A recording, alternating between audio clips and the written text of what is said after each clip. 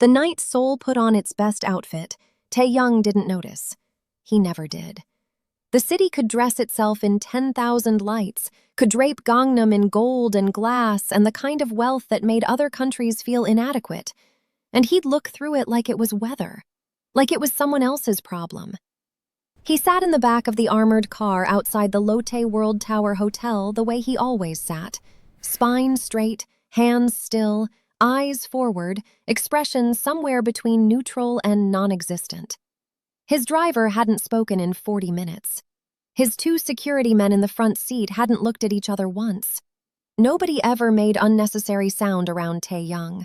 It wasn't a rule anyone had written down. It was just something you learned, quickly, the first time you tried. The car idled at the hotel entrance. They were waiting. They were always waiting. For a call, for a signal, for someone to arrive or someone to leave. The nature of the wait didn't matter much to Tae-young. He simply existed inside it, still as a held breath.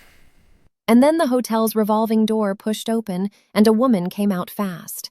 Not panicked fast, not running fast, the particular fast of someone who has just been told something devastating and has decided in real time that she will not let it show on her face until she gets somewhere private. That kind of fast. Controlled fury in a good coat.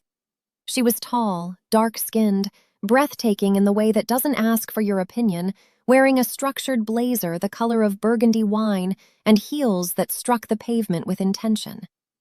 She had a bag over one shoulder, a phone in her hand that she wasn't looking at, and her jaw was set in a way that suggested her back teeth were doing a lot of work right now. She came to a stop right beside the car. Not because of the car. She wasn't looking at the car. She was simply out of hotel and not yet ready for street, caught in that narrow gap between two worlds. And she paused, and she glanced to her right, and she saw her own reflection in the tinted window. She looked at herself for exactly 2 seconds. Then she opened her bag, pulled out a tube of lipstick, deep red, almost brown, the kind of color that doesn't apologize for itself, uncapped it smoothly, and fixed her lip. Not frantically, carefully, like a woman performing a private ritual she'd done 10,000 times, like she was reminding herself of something. When she finished, she pressed her lips together once, looking at her reflection one more time, and said quietly to herself, to the window, to nobody, "You don't lose, you adjust." She recapped the lipstick, dropped it in her bag, rolled her shoulders back, and then she walked away. Inside the car, in the dark, behind glass that she had no idea was anything other than a mirror, Tae-young watched her go. And then, quietly, privately, in the dark of a car that no one was supposed to see into, the corner of his mouth moved. Just barely. Just enough. Tae-young smiled. In the front seat, his driver Seok glanced in the rearview mirror, blinked, and looked again. His security lead, a man named Jun-ho, turned just slightly in his seat. The two of them made brief, alarmed eye contact. Not the eye contact of people sharing a funny moment, the eye contact of people trying to figure out if they'd just witnessed something medically concerning. Tae-young didn't acknowledge them. His eyes were still on the space where she'd been. "Wait," he said. "Welcome to Afro Korean Drama. If you're new here, you've arrived at exactly the right moment. Hit subscribe so you don't miss what comes next, and drop a comment letting me know where in the world you're watching from and what time it is right now. I genuinely want to know how far this story is traveling. Now let's go back in." Seok and Junho had worked for Tae-young for 6 years and 4 years, respectively. Between the two of them, they had seen him walk into rooms where everyone was pointing a weapon at him and say nothing. They had seen him receive news that would make ordinary men collapse and order dinner. They had watched him sit across from men who wanted him dead and make them feel, somehow, like they were the ones being evaluated. In 6 years and 4 years, neither of them had seen him smile. So they waited. They waited while the woman with the burgundy blazer moved down the pavement and turned a corner and was gone. They waited while Tae-young sat in the quiet with whatever had just happened to his face. They waited until he finally said, without turning around, "Who is she?" Junho's response was immediate. I don't know, sir. Find out. That was all. No further instruction, no explanation. The car pulled into traffic when Tae-young was ready, and the city moved around them the way it always did, indifferent and enormous, and Tae-young looked out the window with an expression that was, technically, neutral again. But Seok, who had been driving this man through Seoul for 6 years and had learned to read silence the way a musician reads rests, could feel something different in the back of the car. He said nothing. He drove. Her name was Charlotte Adeyemi, 26 years old, Atlanta by birth, Lagos by summer, Seoul by circumstance. Her mother was Nigerian-American. Her father had spent 15 years building a logistics business between West Africa and East Asia, and Charlotte had grown up speaking 3 languages with the ease of someone who'd never had the luxury of choosing just one. She had a finance degree from Howard University and had spent the last 18 months in Seoul on a work visa, grinding her way through the lower rungs of the corporate world with a focus and a stubbornness that people either admired or found inconvenient, depending on which side of a meeting table they were sitting on. She'd applied for the Hansine Group Accelerator, one of 12 coveted internship-to-placement positions for young financial analysts, aggressively competitive, the kind of program that could launch a career or, at the very least, give it coordinates. She'd made it to the final round. She'd prepared for 4 months. She spoke the language. She'd read every public filing the company had ever released. She'd gone into that hotel meeting tonight with everything lined up, everything ready. And then a man named Park Do-hyun, who had a nephew who also applied, had looked at her across a conference table and explained very politely that while her qualifications were genuinely impressive, they'd decided to go in a different direction. The nephew's name would be announced in 3 weeks. Charlotte had thanked Park Do-hyun for his time. She'd shaken his hand firmly. She'd walked out of that hotel conference room, down 2 escalators, through the lobby and out the revolving door without her expression changing once. It changed a little, at the car window. Not in a way anyone would notice, just in the line of her jaw, just in the set of her eyes. You don't lose, you adjust. Her grandmother used to say it. It used to annoy Charlotte when she was young. It sounded like an instruction to accept things that shouldn't be accepted. But she'd come to understand it differently. It wasn't about accepting the loss. It was about refusing to let the loss choose your next move for you. You don't lose. You adjust. You stay in motion. You find the angle. She found a cafe 3 blocks from the hotel, ordered an Americano she didn't need, and a slice of walnut cake she absolutely needed, and sat by the window watching Seoul do what Seoul always did. Move, glow, hum, carry on without asking anybody's permission. She opened her laptop. She started updating her portfolio. The background check came back to Junho's phone by midnight. It was thorough. Tae-young's people were always thorough, and Junho related in the elevator outside Tae-young's penthouse office the following morning, speaking quietly and efficiently as Tae-young reviewed documents on a tablet. Name, age, background, education, current visa status, employer history. Employment at a mid-size consulting firm in Yeouido. No criminal record, no connections to any organization of interest.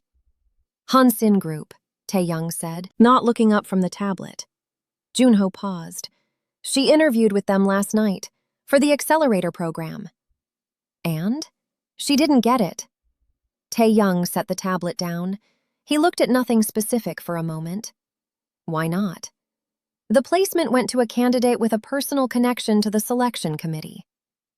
There was a pause that Junho couldn't read and had learned not to try. Which committee member? Tae-young asked. Park Do-hyun, deputy director. Tae-young picked up the tablet again. Anything else? She's been in Seoul 18 months. No family here. Keeps to herself mostly. Has a small group. 2 Korean friends, 1 other expat. Works a lot.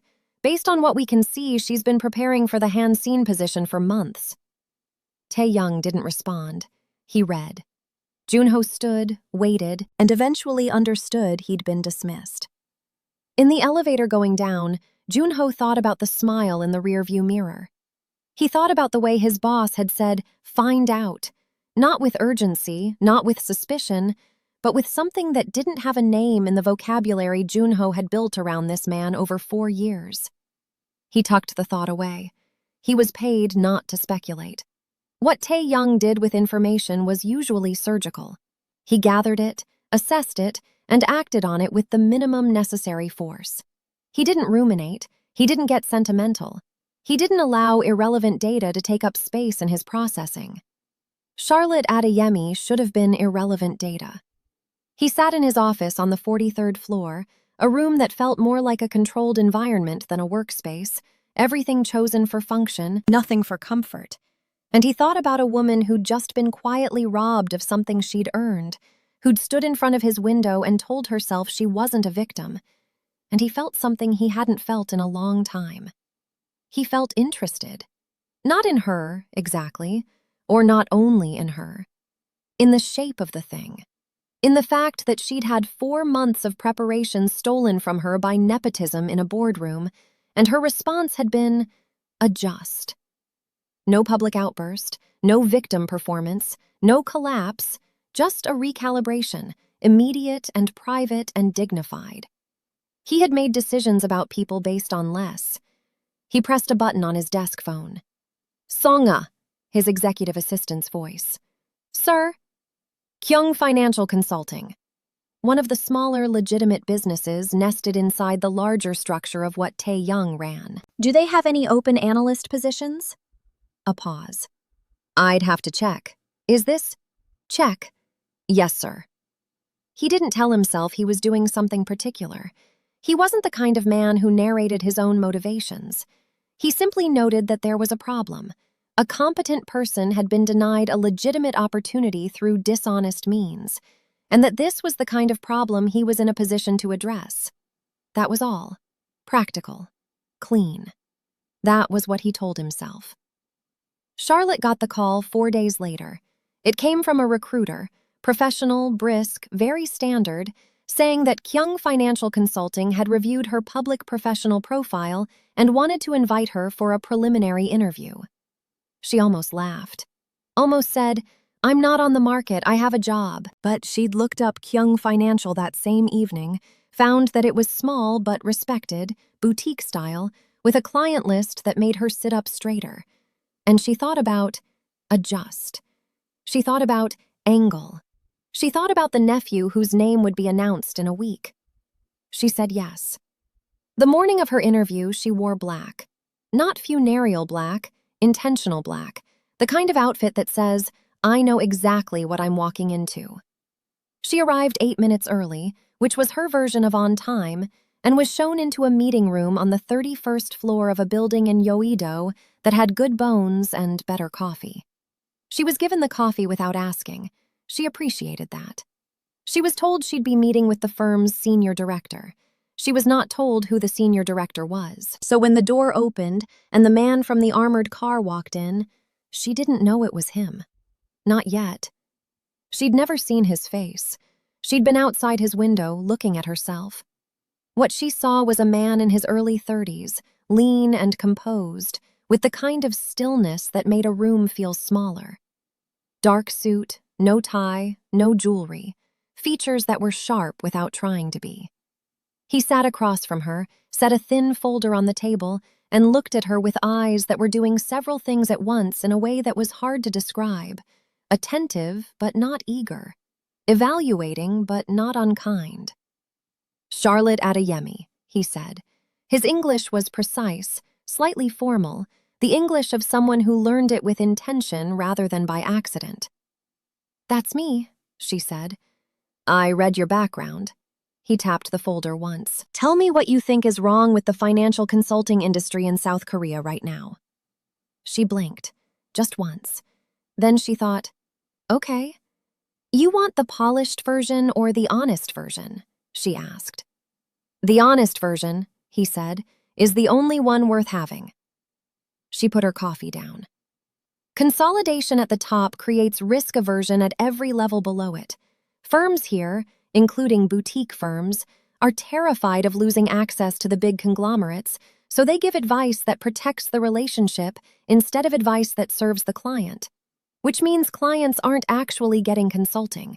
They're getting a performance of consulting. She paused. That's a structural problem that starts in the boardroom and filters down to every junior analyst who learns to say what the room wants to hear. Tae-young looked at her for a moment. Is that what happened to you at Hansine? He asked. She went very still. I'm sorry? The accelerator program. You applied. Something sharpened in her eyes. That's public information? I'm thorough, he said simply. She looked at him with the expression of someone deciding how much to show. I was rejected, she said. Fairly standard outcome. It wasn't a fair rejection, he said. The room got quiet in a way that had texture to it. No, she said after a moment. It wasn't, but that's also fairly standard. Standard shouldn't mean acceptable. She studied him. There was something in the way he said it. Not outrage, not performed indignation, just a flat, assured statement of fact, the way someone speaks when they've spent a long time deciding what is and isn't acceptable and have stopped consulting other people's opinions about it. Mr. She realized she didn't have his last name. She'd only been given a first name in the briefing. Tae-young. Han, he said. Han Tae-young. She filed that. Mr. Han, with respect, why does a boutique financial firm care whether my internship rejection was fair? Because, he said, we're interested in analysts who notice when a system is broken. It's harder to find than it sounds. She watched him. He watched her back. Neither of them was in a hurry. What does the role actually involve? She asked. He told her. She listened without interrupting, which he noticed because most people interrupted him. The role was real, structured, demanding, with an actual scope and actual deliverables and an actual salary that was 20% above what she was currently making. It was not a trap in any way she could see, which made her more cautious, not less. I'll think about it, she said. Something crossed his face that wasn't quite surprise. Most candidates don't need to think. Most candidates probably need the job more than I do, she said.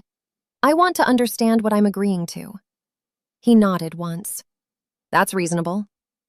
When she left, she shook his hand at the door, firm, brief, professional, and walked to the elevator without looking back. She pressed the button and waited, and while she waited, she had the strange, specific feeling of having just played a chess match where she couldn't find the other person's king. She hadn't lost. She was fairly sure of that, but she didn't know what winning looked like yet either. She pulled out her phone and typed his name, Han Tae-young. The elevator doors opened. She got in. The results loaded. She looked at her phone screen for a long time as the elevator descended. She didn't call back that day, or the next.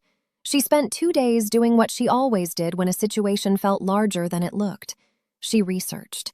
She read everything that was public about Han Tae-young, financial news coverage that referenced his legitimate businesses, a profile in a business magazine from 3 years ago that was carefully worded in a way that told you more by what it didn't say. Court records that referenced his name as a witness, never as a defendant. Industry gossip passed around in expat forums in the kind of oblique language that meant everyone knew but nobody could prove. The name of the organization he was said to control, never stated outright, always implied. The kind of power that didn't get written about because the people who could write about it had made reasonable decisions about their own well-being. She sat with it. She wasn't afraid exactly. Fear wasn't the right word for the feeling. It was closer to recalibration, a significant updating of context. The offer on the table hadn't changed. The man across the table had. Or rather, her understanding of the man had. On day 3, she called the recruiter back. I have some questions, she said, before I make a decision. Is there any way to arrange a second conversation? There was. She came back on a Thursday. Different outfit. She'd gone with dark green this time. Something about it felt more like herself, more like fighting weight. She found Tae-young in the same meeting room, same stillness, same folder on the table. But this time she sat down and didn't wait for him to open. "I know what you are," she said. He didn't move. "Do you?" "I know enough." She put her hands flat on the table, not aggressive, grounded. "And I want to ask you something directly because I don't do well with indirection, and I get the sense you don't either." "Ask," he said. "Why me?" She held his gaze. "You have access to every analyst in this city. You could have headhunted anyone. Why arrange a meeting with a woman you don't know, who didn't get an internship?" He was quiet for several seconds. She didn't fill the silence. She'd learned, with certain kinds of people, that filling silence was how you lost. "I saw something," he said finally. "What did you see?" "Someone who'd been told no by a room that shouldn't have had the authority to say it," he said, "who walked out of that room without letting them see what it cost her, and adjusted." She blinked. Something in her chest moved, not warmly, startled. "You saw me." "At the hotel." She thought back. The car, the tinted window. She'd thought it was a parked car, just a parked car. "That was you." "Yes." The room was quiet again. She looked at him with something new in her expression. Not the polished professional front, something more unfiltered. "That's a strange reason to recruit someone," she said. "It's the only reason that matters," he said. She leaned back in her chair. She looked at the ceiling for a moment, then back at him. "You know this is complicated. Everything worth doing is." "I'm not afraid of what you are," she said carefully. "But I won't be used as anything other than what I am. I'm an analyst. I do financial work. I draw a line at anything that isn't that, and I draw it very clearly, and I don't move it." "I'm not asking you to," he said. "I need that in writing." His eyebrows shifted, barely, but she caught it. "The contract," she clarified, "scope of work clearly defined. I want a lawyer to review it. My lawyer, not yours." He looked at her for a long moment. Then he said, "I'll have it drafted by tomorrow." She nodded. She picked up her coffee. She drank it. He watched her.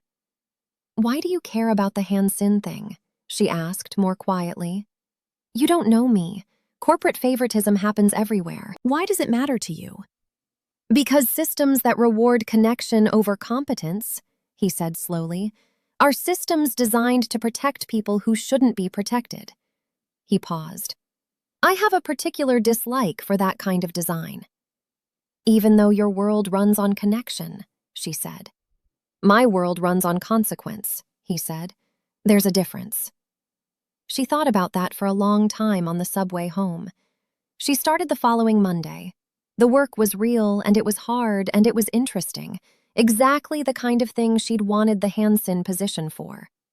Kyung Financial's client portfolio was complex, ethically ambiguous in places she'd decided to navigate carefully, and genuinely challenging in ways that made her sharper.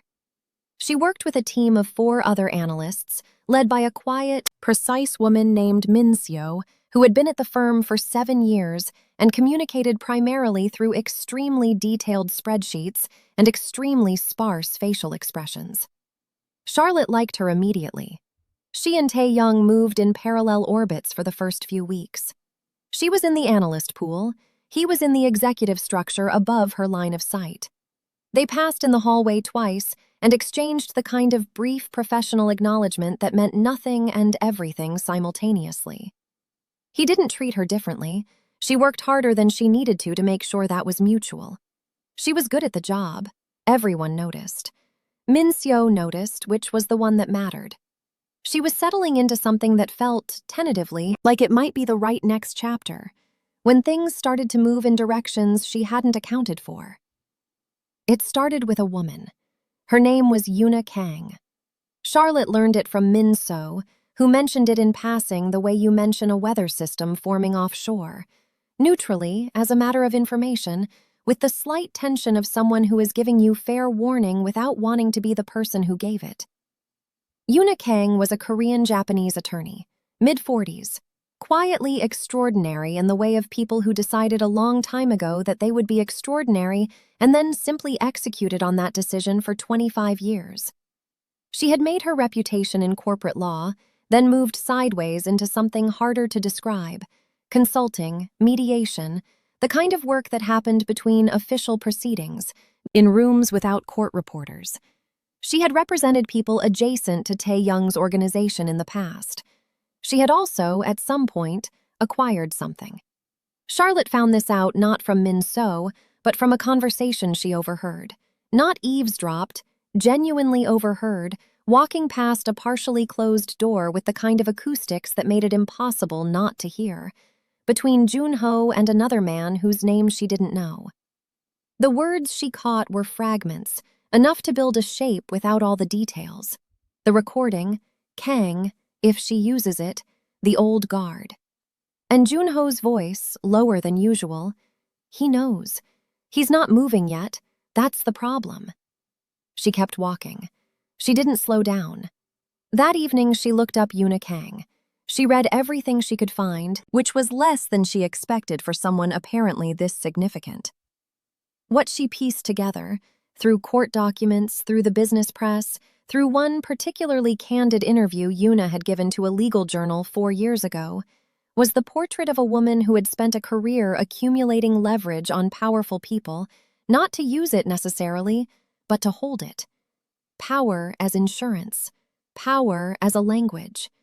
And apparently, at some point, she had something on Tae-young that the old structure of his organization would act on. Charlotte sat in her apartment in Mapo, a small place, plants in the window, the hum of the neighborhood outside, and looked at her laptop screen and thought about what she was doing. She thought about it for about 40 minutes. Then she pulled out her phone and texted Tae-young's direct number, which she had for work purposes only and had never used for anything else. "I think you need to tell me what's actually happening, because I think it might involve me." She waited. 3 minutes passed. Then his reply: "Tomorrow morning, my office, 7 a.m. She looked at the message. She typed, "I'll be there." She was there at 6:58. He was already in the office, standing at the window, the actual window this time, not tinted glass, open Seoul below him in the early gray of morning. He turned when she came in. He looked tired in a way she hadn't seen before, which on his face looked less like exhaustion and more like a sharpness that had been running too long without rest. He told her. Not everything. She could tell it wasn't everything, but enough. Yuna Kang had a recording of a conversation from 4 years ago in which Tae-young had made a decision that violated the internal code of the organization he'd inherited from his father. He'd chosen not to order a punishment that the code required. He'd chosen mercy. In the world he'd been raised inside, mercy wasn't a private moral act. It was a contractual breach. And if Yuna released that recording to the right people, the old guard, the faction that had quietly resented his direction for years, it would create a crisis of authority at a moment when the organization was already in transition. "Why does this involve me?" Charlotte asked. He looked at her directly. "Because she's using your presence here as part of the narrative. She's telling certain people that I've gone soft, that I'm making decisions based on personal interest instead of organizational interest, that bringing someone like you into the firm is an example of compromised judgment." He paused. "She's not wrong that I made a judgment call. She is wrong about what it compromised." Charlotte was quiet for a moment. "Someone like me," she repeated. Her words, not mine. "I know." She looked at him. "Why tell me any of this? You could have handled this without me knowing." "You asked," he said simply. "Most people in your position would have found that irrelevant." "You're not most people's employee," he said, and the way he said it, measured, careful, was not a declaration of anything romantic. It was something more careful than that, an acknowledgement. She stood up, walked to the window beside him, looked out at the city below, the morning traffic beginning to build, the Han River visible in the far distance, gray-blue and wide. "What are you going to do?" she asked. "I'm thinking," he said. About what? About whether I can end this without making it worse. She turned to look at him. What does making it worse look like? Anything that looks like the old version of how I handle problems, he said. There was something very still in his voice, and she understood, without him spelling it out, what the old version meant. And you don't want to do that, she said. I haven't wanted to do that for a while, he said. He looked at the river. I'm not sure anyone noticed. She looked at his profile for a moment. Something complicated happened in her chest. Not quite sympathy, something more complicated. Something that recognized itself. I notice. He turned to look at her. Neither of them moved. That doesn't help the situation. No, she agreed, but it's still true. Things moved faster after that. Yuna Kang wasn't a patient woman. She'd spent 25 years being patient in rooms that required it, and she knew the tactical value of waiting, but she also knew that windows closed.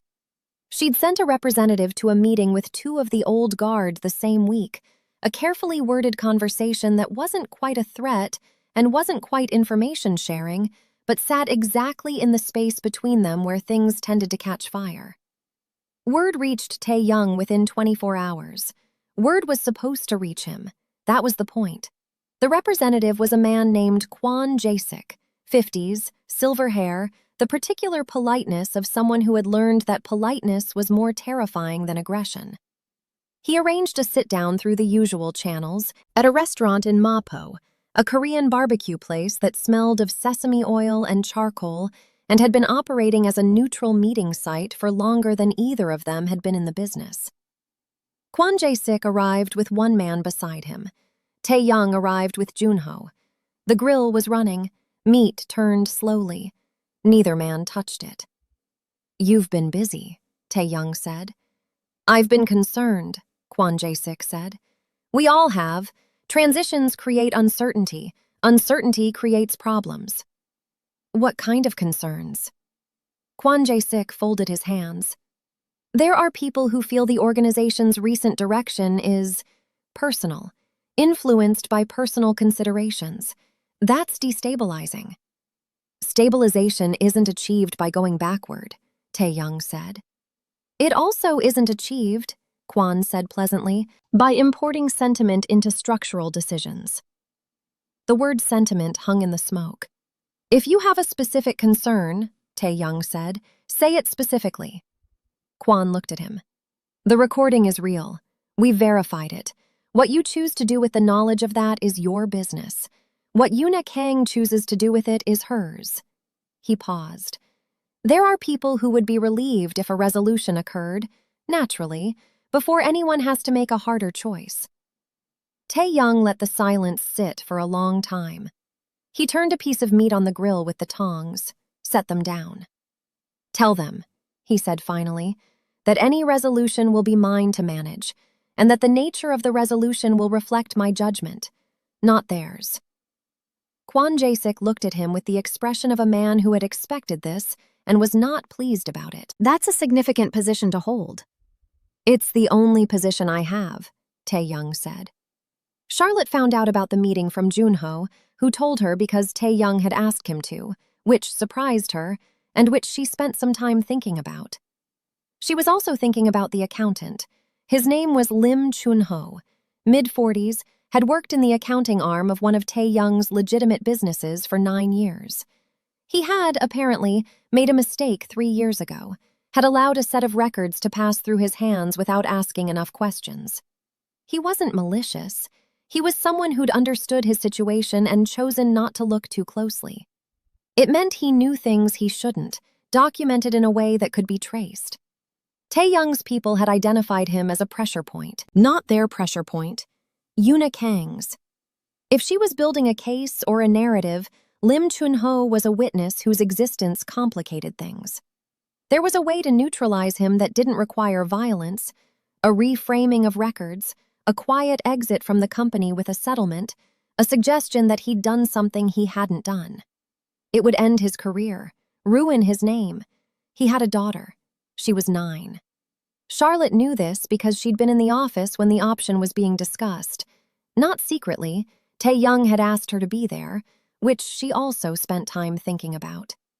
She wasn't sure if he'd wanted a witness, or a conscience, or someone who would simply see clearly. She waited until the room cleared, and then she said, "You know you're not going to do that." Tae-young was looking at the table. "I haven't decided." "Yes, you have," she said. "You've been sitting here for 40 minutes not deciding, which means you already know." He looked up at her. "The version of you that would do that," she said, "didn't bring me into this building, didn't tell me about Yuna, didn't ask Junho to brief me." She paused. "You're not doing that to Lim Chunho, so let's figure out what you are doing." Something moved across his face. Not gratitude, something more uncomfortable than gratitude. Something that felt like being accurately seen by someone you hadn't intended to let see you. "You're very direct," he said. "You already knew that." He was quiet for a long time. Then, "There's a legitimate audit process. If it's initiated by the company, internally, Lim's records become part of an official review. The anomalies get documented properly. He cooperates. He keeps his job. His name stays clean." "And does that help with Yuna?" she asked. "It removes her leverage over him," he said. "It doesn't solve the recording." "So what solves the recording?" He leaned back. "The recording becomes a problem only if it reaches the old guard in a context where they're already primed for a challenge. If that context doesn't exist..." He paused. "Kwon Jae-sik is the conduit. He's not the origin. He's being used by Yuna the same way she's trying to use other pieces. If I can..." He stopped. "Say it," she said. "If I can make the offer to the old guard before Yuna can make it for them, give them the transition they want on my terms, on a timeline I control, then the recording becomes historical, not leverage." She thought about it. "You'd be giving up something." "Yes," he said. "The leadership." "Part of it." He looked at the window. "I've been moving toward this for 2 years. Yuna just moved the timeline." "Is that okay?" He turned to look at her. The question seemed to catch him slightly off guard. Not the question itself, but the fact that someone was asking it. "I'll make it okay," he said. She nodded. She didn't say anything sentimental. He didn't want that, and she didn't feel the need to perform it. She just nodded, and the acknowledgement between them was enough. The formal meeting happened 12 days later. Tae-young called it himself, convened the senior members of the organization's legitimate and less legitimate arms in the same room, which was unusual enough that everyone arrived paying very close attention. The room was in a private floor of a building in Junggu, well-appointed and quiet, the kind of room where things were finalized rather than discussed. He told them he was beginning a structured transfer of operational leadership. He named the people who would absorb the various functions. He outlined the timeline, 18 months, clear benchmarks, a process rather than a rupture. He was precise. He didn't hedge. He didn't apologize. He spoke about it the way he spoke about everything, as though the decision had already been made, and what was happening now was simply the logistics.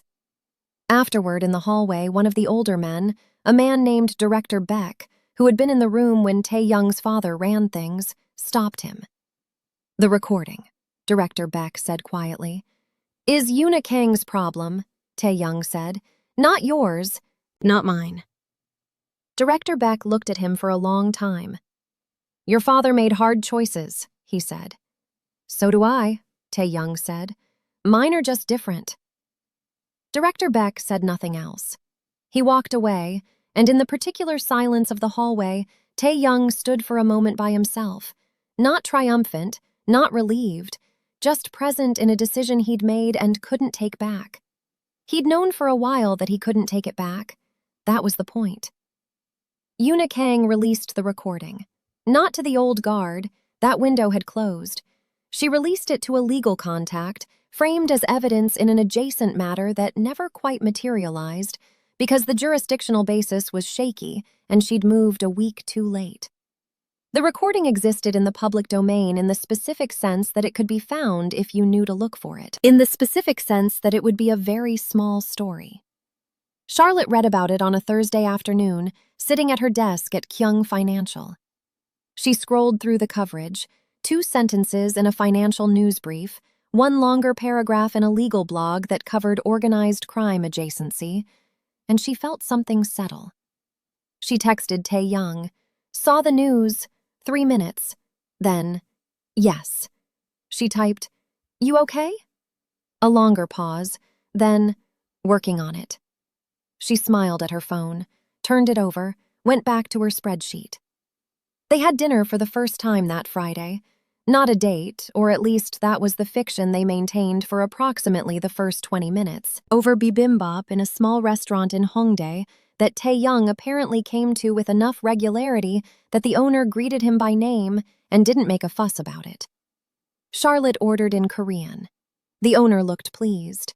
Tae-young looked at her with the particular expression she'd come to recognize, the one where he was recalibrating something he'd assumed. "You speak Korean," he said. "2 years of university study and 18 months of immersion," she said. "What did you expect?" "I don't know," he said. "Something less." "People often expect less," she said pleasantly. He looked at her. "Does that bother you?" "It used to. Now I consider it information." He poured her water. It was such a small gesture, completely ordinary, and it made something in her chest do something it wasn't supposed to be doing yet. She looked at her bibimbap. "Why did you smile?" she asked. He knew what she meant. He was quiet for a moment. "You looked at yourself in the window," he said, "and you didn't look away. Most people in that moment would have looked away." She thought about the hotel parking lot, the meeting that had just dissolved into nepotism and polite dismissal, the way she'd stood outside afterward and decided to still be herself. "I've looked away before," she said. "It doesn't help." "No, it doesn't." She looked at him across the table. In the warm light of the small restaurant, with the street noise of Hongdae outside and the sound of the kitchen behind them, and nobody in the room who needed anything from either of them, she saw what he was. Not the Mafia boss, not the cold executive, not the controlled man behind tinted glass, just a person who'd been living at a remove from the world for so long that a woman stopping to tell herself, "You don't lose," had been enough to remind him that feeling things was possible. That was not nothing. "This is complicated," she said. "You've said that before," he said. "It's still true." "Yes," he agreed. And then, "Does complicated mean impossible?" She looked at him for a long time. "No," she said. "It just means we have to be careful." "I can be careful." "You'd better be," she said, "because I'm not interested in anything that isn't real. No glass between us, no filtered version. Real." He held her gaze. "Real," he said, like an agreement. The months that followed moved the way good things sometimes move. Not without difficulty, but with direction. Charlotte was promoted within Kyung Financial to a senior analyst position that Min Seo proposed and that the board approved in 40 minutes, which was the fastest the board had approved anything in recent memory. She was working on a project that genuinely excited her, a restructuring proposal for one of the firm's mid-size clients that involved a transparency initiative she'd lobbied for and won. She was building something. She could feel it.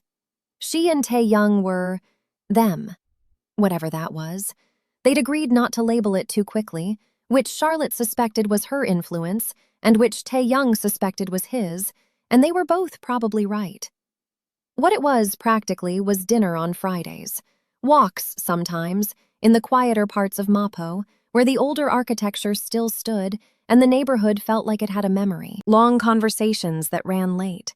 The occasional morning where she'd wake up and reach for her phone and there'd already be a message from him. Nothing dramatic, just an observation, a small piece of the world he'd noticed and decided to share with someone. That part was new for him. She understood that without being told. Lim Chun-ho kept his job. The internal audit had been initiated. His records were reviewed, the anomalies addressed officially, his cooperation noted. His name stayed clean. He had a daughter. She was 10 now. He probably didn't know any of this had been a decision. Eunuch Hang moved on to other leverage, other rooms, other windows. She was the kind of person who always had something in reserve. But for this particular chapter, she was a closed matter. Taeyoung's transition took 14 months instead of 18. He was precise about benchmarks when he wanted to be. The organization's operational leadership passed to two men who had been prepared for it for years and who were, frankly, better suited for what it had become than he was. What he retained was the legitimate side, a restructured holding company, properly incorporated, with a board that included one very sharp senior analyst who reviewed everything with the attention of someone who had once had a competitive internship stolen from her and had no interest in letting anything slide past her unexamined. On the last evening of the 14th month, he got in the car outside the Lotte World Tower Hotel. The same car, Seok driving. The same spot at the curb. He'd asked Charlotte to meet him here. He hadn't told her why. She'd looked at him through the phone like she could see through it and said, "Okay," in the tone of someone who trusted the intention even without the explanation. He waited. The revolving door opened and she came out. Different coat this time, deep navy, fitted, her walk exactly the same as it had been 14 months ago. Same intention in her step, same set to her jaw, same confidence that didn't ask for permission. She spotted the car. She spotted him through the window, real glass this time, untinted, because he'd asked Seok to roll the window down because he was done watching the world from behind filters. She raised one eyebrow at him. He leaned forward and pushed the door open. She got in. The car was warm and quiet. Seok stared very carefully at the road ahead of him. Charlotte settled into the seat beside Taeyoung, and he was close enough that she could feel the warmth of him, and the city glittered outside the window the way Seoul always glittered, indifferent and extraordinary. She opened her bag, pulled out the lipstick. He watched. She fixed it. One stroke, smooth, unhurried, the color of deep autumn. Pressed her lips together, looked at her reflection in the window glass. Real glass now. She could see the city through it too, layered behind her reflection. She recapped the lipstick, dropped it in her bag. She turned to look at him. He was already smiling, not the fractional, barely there movement from 14 months ago. A real smile, unhurried and unguarded and entirely his, the kind of expression that had probably existed in him for 32 years without ever finding an exit. "Natural," she said. "Finally," he agreed. She looked at him for a moment, at the person who had spent a lifetime behind tinted glass, who had built walls that looked like control and called it protection, who had smiled for the first time at a woman fixing her lipstick on a street he never expected to matter. She looked at the person on the other side of all of that, present, unfiltered, trying. She reached over and took his hand. Just that, just the simple weight of it. "You don't lose," she said. "You adjust," he finished. Outside, Seoul carried on without them, enormous and glittering and entirely uninterested in the small, complete thing happening in the back of a car at the curb. The car pulled into traffic, the city moved around them, and for the first time in a very long time, Taeyoung moved with it. And that's where we leave them, in a warm car, in a glittering city, with the glass finally clear between them. If this story got to you, if you felt something during that lipstick scene, or when Taeyoung chose differently for Lim Chun-ho, or when Charlotte refused to shrink herself for anyone in that office, I want to hear about it. Drop a comment and tell me which moment hit hardest for you. And I have to ask, do you think Charlotte was right to stay? To walk into something complicated and choose it anyway? Or would you have walked away the moment you Googled his name? There's no wrong answer. I genuinely want to know what you think. If you made it all the way here, you already know this channel is not for the faint-hearted. We tell real stories, messy, emotional, human ones. Subscribe so you don't miss the next one. And come find me in the comments. I'll be there.